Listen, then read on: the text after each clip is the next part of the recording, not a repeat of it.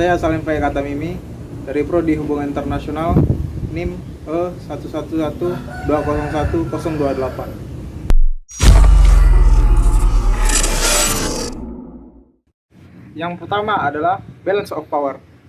Balance of power atau keseimbangan kekuasaan merupakan suatu kajian teori dalam hubungan internasional yang dapat diartikan sebagai upaya untuk menyeimbangkan kekuatan dan kekuasaan agar mencegah salah satu negara menjadi paling kuat bagi negara yang lain. Dan balance of power ini juga memiliki pengertian dengan aspek yang terlalu luas dan berisi banyak penjelasan dari berbagai pandangan praktisi hubungan internasional. Antara lain, menyebutkan bahwa balance of power dalam konteks politik mencakup 1. Kondisi dan situasi terciptanya distribusi power. 2. Kebijakan untuk menciptakan keseimbangan supaya tidak tercipta satu kekuatan tunggal di atas yang lainnya. Sekaligus mempelajari state system balance of power as a system. 3. Balance of power merupakan keseimbangan kekuatan yang ada pada beberapa kelompok negara dalam politik internasional, regional maupun bilateral bahkan secara global. Meskipun pengertian balance of power demikian luas, namun semuanya memiliki kesamaan dasar dan dengan prinsip-prinsip dengan nilai-nilai tertentu, yakni balance of power muncul karena adanya ancaman dan kebutuhan untuk mempertahankan state system yang stabil. Sebagai tambahan, balance of power juga dimasukkan sebagai pengertian dari upaya kolektif untuk mencegah adanya hegemoni berdasarkan pada politik internasional yang cenderung bipolar dan unipolar. Teori ini sendiri berasumsi bahwa ketika sebuah negara yang dominan meningkatkan kekuatan mereka secara lebih agresif, maka negara-negara kecil lainnya merasa terancam dan mulai beraliansi atau bekerja sama dengan negara-negara besar untuk menjaga keamanan negara mereka dari negara yang dominan. Kita ambil contoh, seperti saat Perang Dingin antara Amerika Serikat dan Uni Soviet, sebagai negara yang berkuasa saat itu yang terus menyeimbangkan kekuatan mereka dengan meningkatkan kapabilitas militer dan juga membentuk aliansi-aliansi dengan negara-negara yang lain. Balance of power dimaksudkan dengan tujuan agar tercipta keteraturan dalam struktur internasional.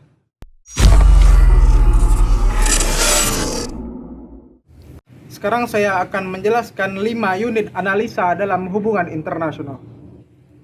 Dalam mendeskripsikan atau menjelaskan perilaku dalam hubungan internasional secara jelas, kita harus menunjukkan ketelitian dalam melakukan analisa. Tingkat analisa dianggap penting karena dapat membantu kita memilih faktor yang akan ditekankan dalam proses menentukan tingkat analisa. Kita perlu menetapkan unit analisa. Unit analisa adalah objek yang akan dideskripsikan. Adapun 5 objeknya adalah: yang pertama, perilaku individu. Analisa ini adalah dengan melihat perilaku tiap individu dengan anggapan fenomena hubungan internasional merupakan hasil dari perilaku-perilaku individu yang saling berinteraksi di masyarakat. 2. Perilaku kelompok. Analisa ini digunakan karena beranggapan individu akan berkelompok dalam melakukan tindakan internasional. Yang ketiga, negara bangsa. Analisa ini digunakan asumsi bahwa hubungan internasional pada dasarnya didominasi oleh negara-negara. Selanjutnya adalah pengelompokan negara-negara. Bila kita memakai analisa ini, maka kita akan menaruh dasar bahwa hubungan internasional merupakan interaksi yang membentuk pola dan pengelompokan. Karena dalam hubungan internasional, negara bangsa tidak bergerak sendiri-sendiri, melainkan bertindak sebagai sebuah kelompok negara. Pengelompokan negara seperti pengelompokan regional, persekutuan ekonomi perdagangan, blok ideologi, dan lain sebagainya. Yang selanjutnya adalah sistem internasional. Negara-negara di dunia ini saling berinteraksi membentuk suatu sistem, struktur sistem, dan perubahan yang dialaminya akan menentukan perilaku aktor-aktor hubungan internasional yang terlibat di dalamnya. Sistem yang berlaku dalam suatu wilayah akan mempengaruhi perilaku negara bangsa di dalamnya. Karena sistem internasional dianggap penting, maka sistem analisa menekankan tingkat analisa pada tingkat ini dan menganjurkan untuk mempelajari sistem-sistem yang ada.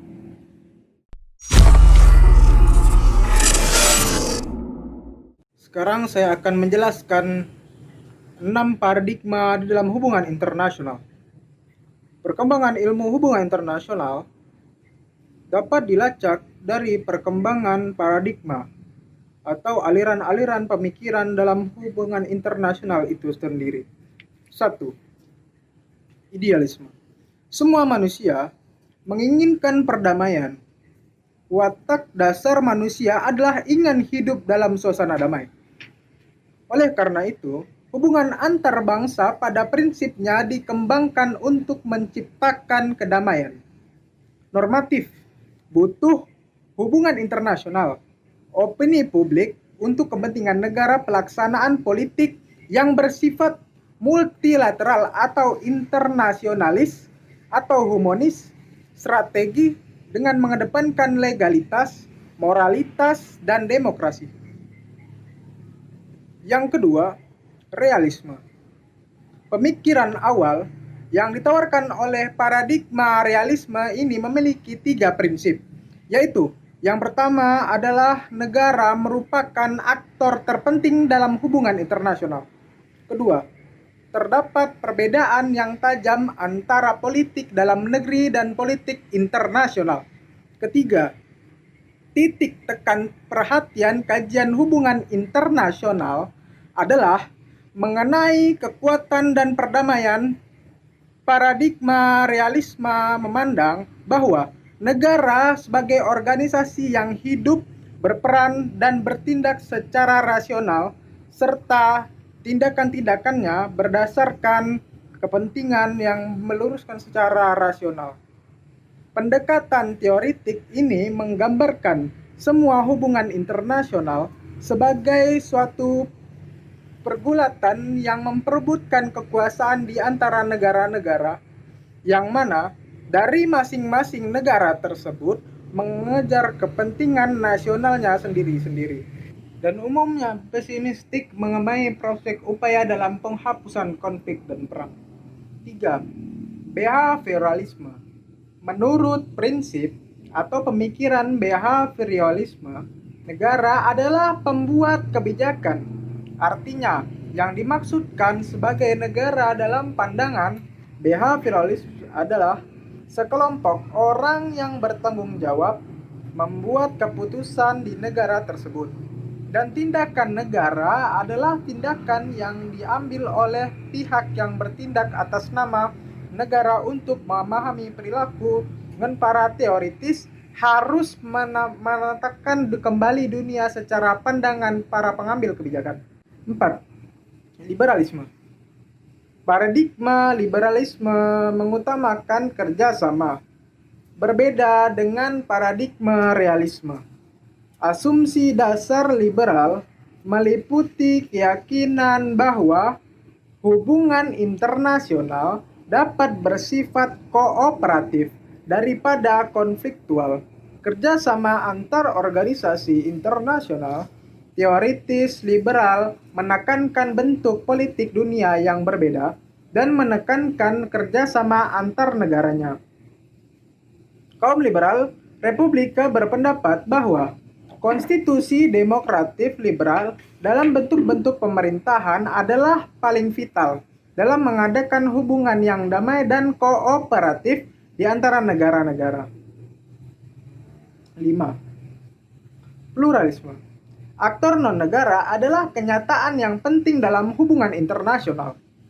Ada 4 asumsi paradigma pluralisme. 1. aktor non-negara yang juga mempunyai peranan penting dalam politik internasional.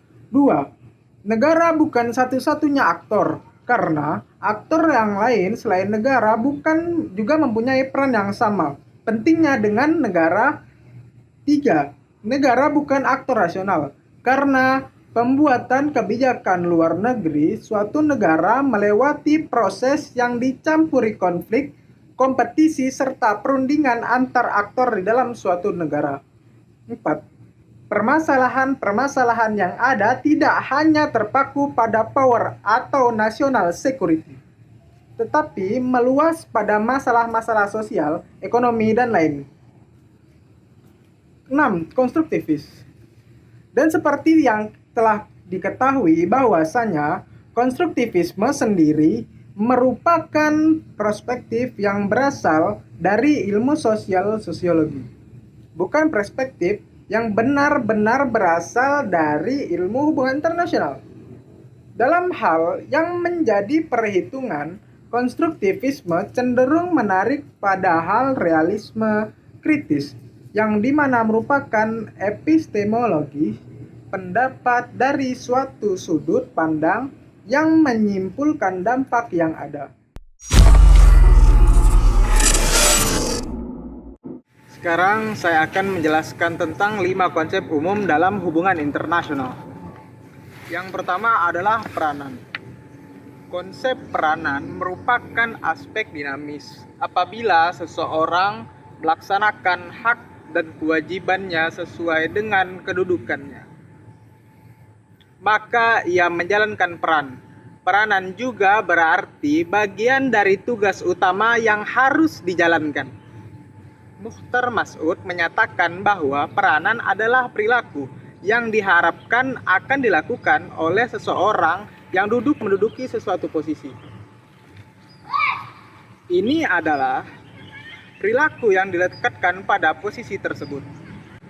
Sedangkan kegunaan teori peranan ini sebagai alat analisis untuk menjelaskan dengan meramalkan perilaku politik. Jadi, peranan dapat dikatakan sebagai pelaksanaan dari fungsi oleh struktur-struktur tertentu. Yang kedua adalah pengaruh. Konsep pengaruh diartikan sebagai kemampuan dalam pelaku politik internasional untuk dapat mempengaruhi tingkah laku orang dengan cara yang dikehendaki oleh pelaku tersebut. Konsep pengaruh merupakan salah satu aspek kekuasaan yang pada dasarnya merupakan alat untuk mencapai tujuan. Kegiatan saling mempengaruhi faktor-faktor ekonomi dapat mempengaruhi hasil politik, begitu pula sebaliknya. Sehingga dapat dikatakan bahwa dinamika hubungan internasional umumnya merupakan fungsi interaksi timbal balik antara aspek-aspek ekonomi dan aspek-aspek politik. Yang ketiga adalah dalam suatu kerjasama internasional bertemu berbagai macam kepentingan nasional dari berbagai negara dan bangsa yang tidak dapat dipenuhi di dalam negerinya sendiri. Kerjasama internasional adalah sisi lain dari konflik internasional yang juga merupakan salah satu aspek dalam hubungan internasional. Isu utama dari kerjasama internasional yaitu berdasarkan pada sejauh mana keuntungan bersama yang diperoleh. Yang keempat adalah analisis sistem. Studi hubungan internasional berpandangan bahwa fenomena internasional yang beragam secara sederhana tidak dapat dibagi-bagi, sehingga suatu sistem harus dianggap ada dalam lingkungan dan membentuk interaksi melalui bagian-bagian yang berhubungan satu sama lain.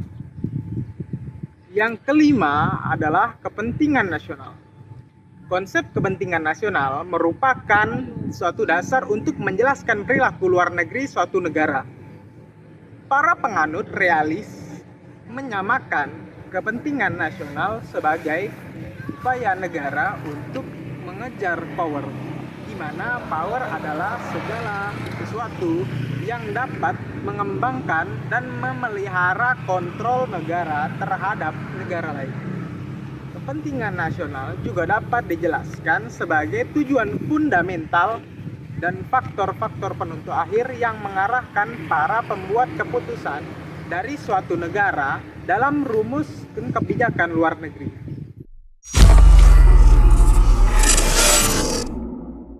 Sekarang saya akan menjelaskan 6 prinsip realisme politik Morgenthau.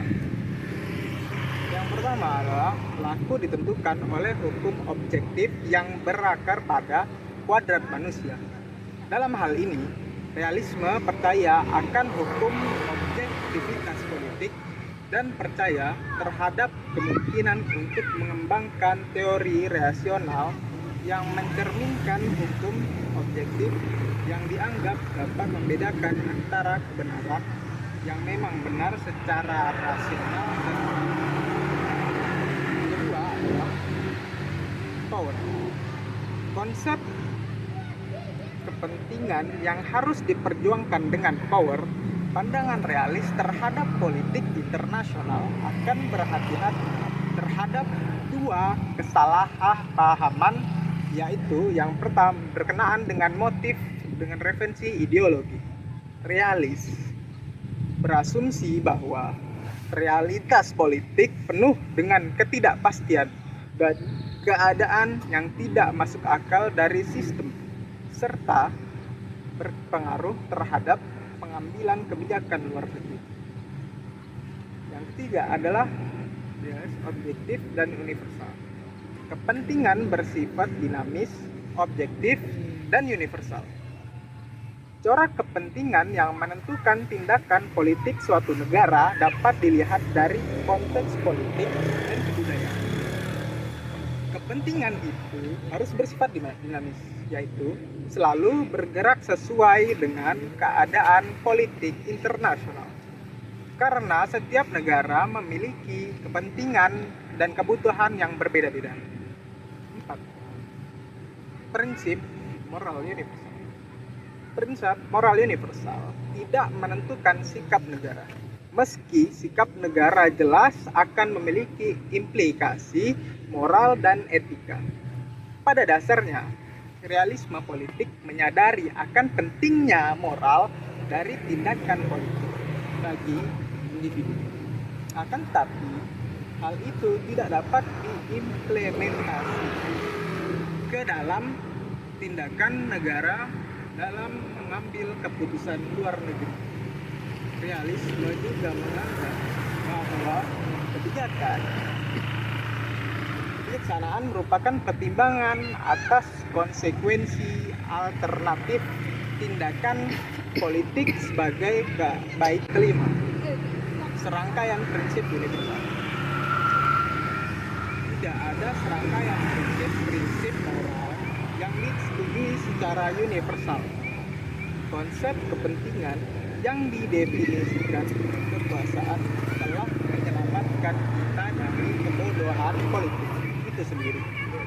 Dalam arti lain, yaitu kita dapat menilai bangsa lain seperti halnya menilai bangsa kita sendiri. Dan setelah menilai, kita mampu untuk menghormati kepentingan negara-negara lain. Sekali lagi, kita mampu untuk menjaga kepentingan negara sendiri. Yang keenam adalah perbedaan politik dan paradigma. Kaum realis cenderung mempertahankan otonomi di bidang politik. Akan tetapi, tetap mengakui eksistensi dan pentingnya pemikiran bidang lainnya, karena realisme politik didasarkan pada hakikat manusia yang pluralistik, di mana manusia itu sendiri merupakan gabungan atas economic man, politik man, moral man, religious man, dan lain sebagainya. Manusia yang hanya memiliki sifat political man, hanya akan berpikiran tentang kekuasaan saja karena tidak memiliki kendala mengenai moral.